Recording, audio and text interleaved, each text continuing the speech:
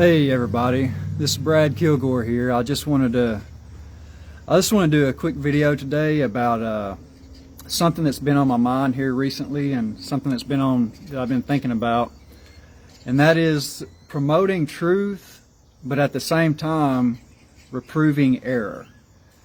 And what I mean by that is, it's one thing for Christians to be able to stand for truth and to help people see what the Bible says about what the gospel is all about, and teaching truth, and that's something that we really need in the church.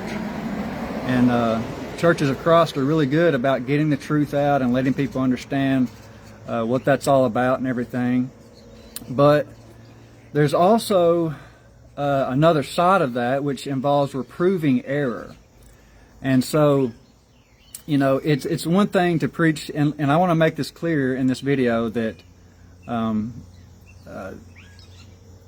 all about the positive part of the gospel and preaching truths like that. And anybody that knows my preaching, they know that I preach the positive parts of the gospel. I preach truth, and I love to do that. But as I said, there's also the other part, and that is reproving error.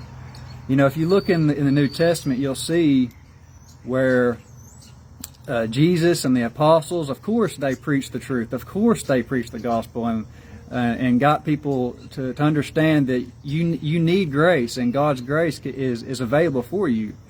But they also spent their time helping people to see, to reprove error, and to show people to be aware about false teachings and things that were going around, because they knew how detrimental that would be to people obeying the gospel.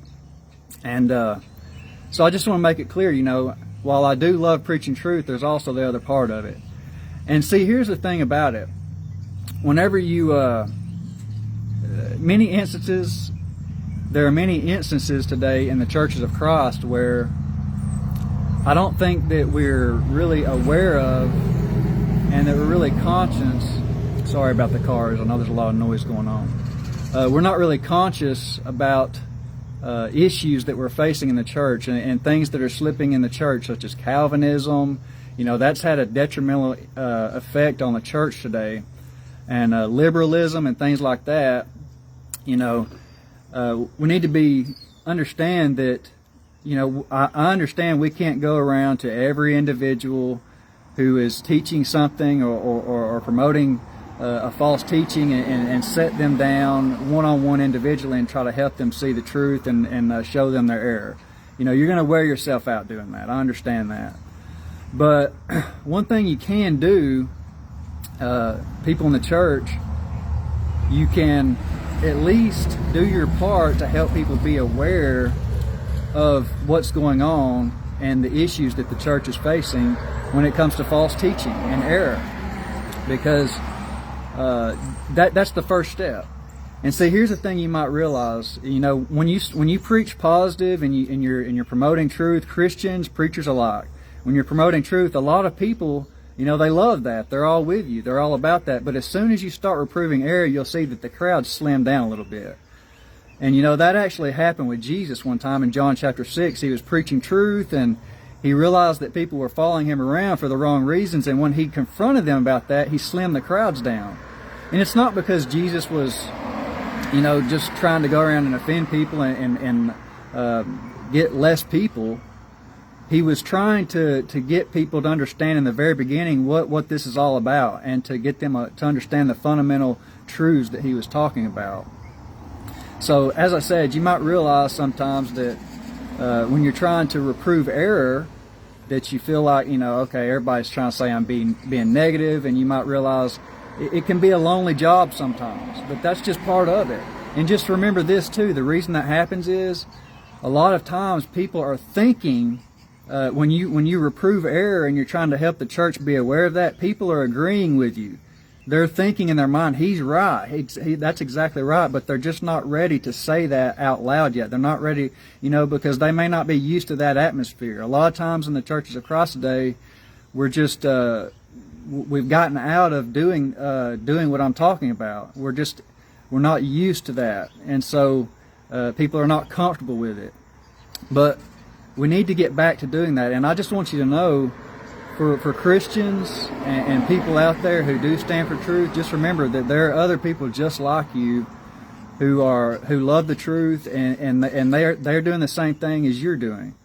Because I'll just go ahead and tell you, just as much as our brethren that are really good at promoting the truth and getting the positive parts of the gospel out there, you know, as much energy and as much faith as that takes, it takes just as much faith and love and energy to reprove error. And it's not something that's pleasant.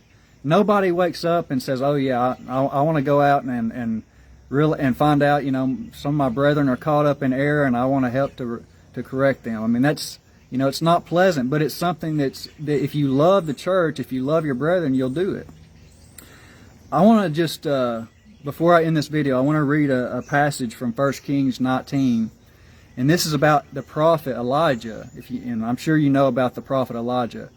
He comes on the scene out of nowhere in 1 Kings 17. He has to go to Ahab and talk about the fact that there's going to be a drought, there's going to be a famine for 3 years, or at least until Elijah says that there's going to be rain. And so he has to do his part in helping the nation to see, and that Ahab and Israel is going down the wrong road with these false prophets. And so what he does is he preaches the truth, and he ends up having a contest or a battle, or some people call it a contest, however you want to phrase this. He has a battle with 450 false prophets of Baal.